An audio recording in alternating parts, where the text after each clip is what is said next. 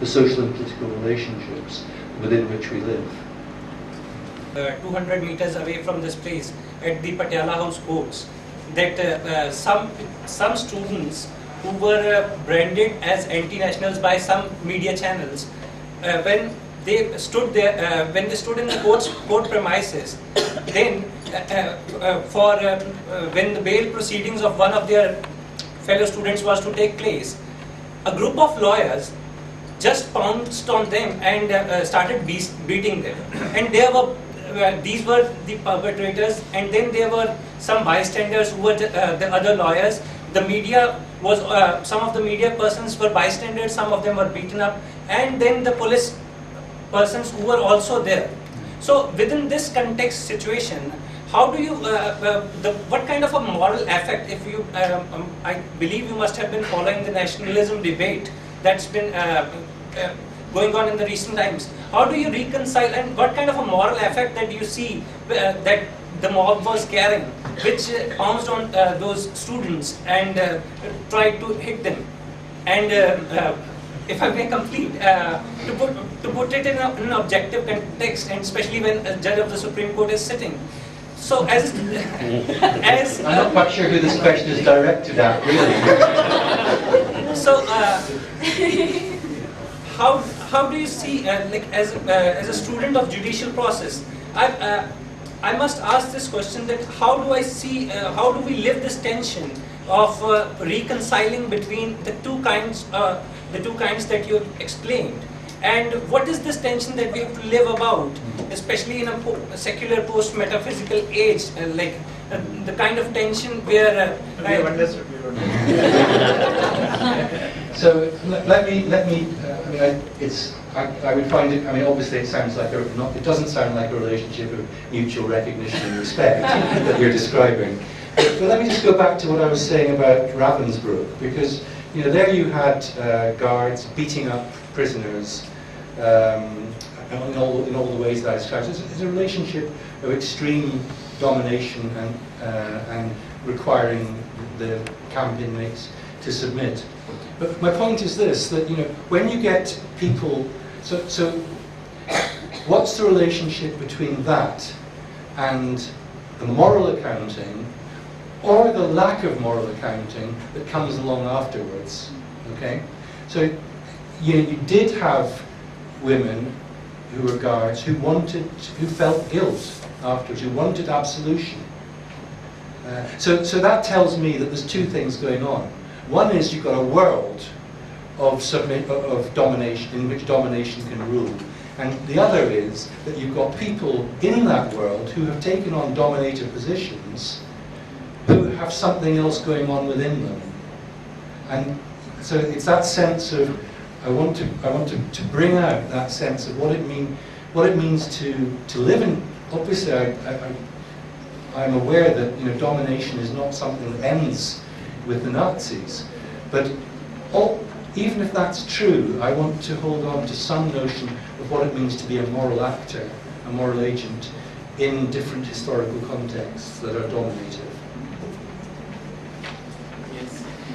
So if there is a case where not only the dominated has been socialized into domination, but also the oppressed has been socialized into such subordination. Into submission. Yeah, into submission. So how do we bring in mutual recognition there, where the sense of right and wrong has been obliterated?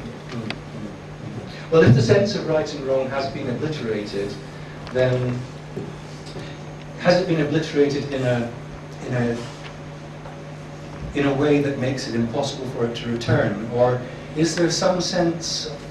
I think what you could get from Klein and Benjamin is some sense that in every new-born child, there's something new is born into the world that is not just taking up the existing historical positions, if those are of domination and submission. If in a sense, what they're saying is something like we're hardwired into that love is within any kind of, or love is in the vast majority of rearing practices. And given that that's the case, every newborn child is an opportunity for a new relationship of recognition to come forward. appreciates. Please. Professor, if you take the case of Edward Snowden Yeah. or Julian Assange, what you have is they are actually a moral agent. They let you know about the huge catastrophe the state machinery has produced. But legally, they cannot ever be defended. In a sense that they found your gesture towards the thin layer, the stratum of the guilt, and the guilt then gets distributed, which never law can deal with. So in this case, the moral agency is distributed. There is a much bigger moral agency that state can ever access. And yet, the engineers and everyone can never come to court and give a defense of Snowden. Because it has been framed in a way that I think Snowden can never get a justice, and with Donald Trump, forget it. So the second point is, but the drone operator can never be tried. A drone, like the forensic architecture school in Goldsmith, they have been trying to develop a huge case around the drone operators, but it's impossible. They're hidden layers and layers of gateways and passages that you can never, they're never in the front. The drone as a technology, so you can't try a technology. You have to try an apparatus, it's impossible. So whom do you try in a case where the moral positions are not possible because they are not together anymore? It is not a trench anymore. I was just wondering if this both drone and Edward Snowden, how would this operation go? I think what you're describing there is what you might call domination at a distance. And domination at a distance is much more insidious and much harder to deal with than straightforward domination. It was in your face, and you know what you're dealing with. But I think that what you're saying there is, and I wouldn't disagree, is that we live in a world that is where power is often at a distance and exercised in ways that is dominative. But I'm not quite sure how that. No, I'm saying that if the Nazi guards hadn't lost power, we would have never access to the gate. It's very simple. They lost the war, that's why you have access to a gate. The archipelago, the Gulag archipelago, you have very little guilt. Yeah. Because it continued, and now the guilt, in the 90s you have some narratives of guilt. You have to lose power to find the guilt. I'm sure the engineers in America will come up with guilt if they lose power. But what another way of describing that is to say that as between in the struggle in the Second World War, a fascist regime was defeated by regimes that were of different political colours. So in a way, what you're saying is that, I mean, you're making that sound negative, but in fact you can look at it quite positively to say that, put it very, very simply, good triumphed over evil. And that is far too simple, I know. But you know, that's what happened. The world was changed by a course of armed struggle, by different societies fighting against each other. So yes, that changed the context. But what's wrong with that? I mean, that's exactly the point, isn't it? That we want to change the contexts. I mean, to fight a world war is a very dramatic way of changing the context. But if you want, hang on. But if you want to, for example, if you wanted to, I mean, you could say, well, you know, the position of women in this society or in my society is such that, you know, no perpetrator of a crime of violence against women will ever genuinely come up with an apology or whatever, or guilt, unless they know that there's some kind of incentive for them to do so. But the whole point is to say, well, what we really need to do is to change those social relationships and understandings that make it necessary for people in that kind of situation to think differently about the ways in which they've acted. So that's the whole point of having a women's movement in the UK or in India. One last question. This So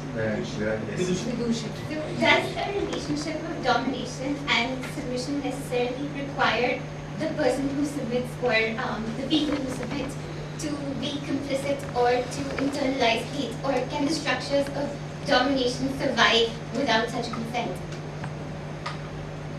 Sorry, could you run that by me one more time? You repeat that, please. Does a relationship of domination and submission require the one who submits to internalize hate and to consent, or can the structures of domination survive without such consent of the one who submits? Gosh, that's an interesting question. So the idea is that relationships of mutual recognition go wrong when you have a relationship of domination and submission. So where you have, so the basic idea would be that where you have domination, and you have to have submission, and where you have submission, there must be someone who dominates. So there's a dialectical interrelationship between them.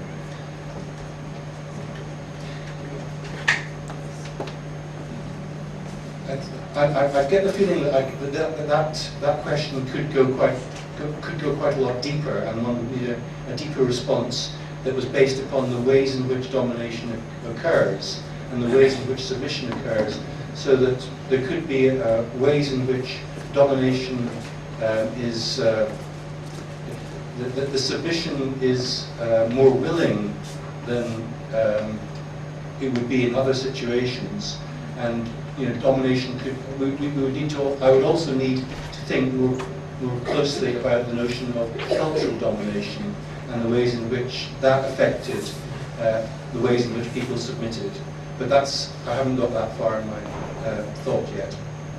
Thank you, and I think rest of the questions over a cup of tea when we are going to have, we can ask him, because it is already 6:30, 6:35.